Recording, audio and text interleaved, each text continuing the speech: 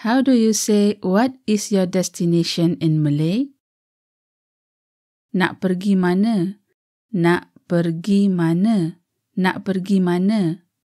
Nak or hendak means to want, pergi to go, mana where. Another version is nak ke mana? Nak ke mana? Instead of pergi, we replace it with the word ke, which means to. To be respectful, add the title of Encik for a male client. Encik nak pergi mana? Encik nak ke mana? For a female client, add the title of Puan. Puan nak pergi mana? Puan nak ke mana?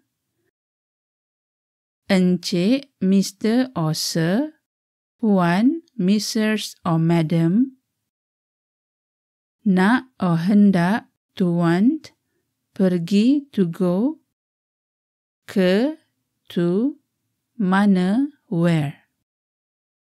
Dun dun dun dun dun dun dun dun dun dun dun dun dun dun dun.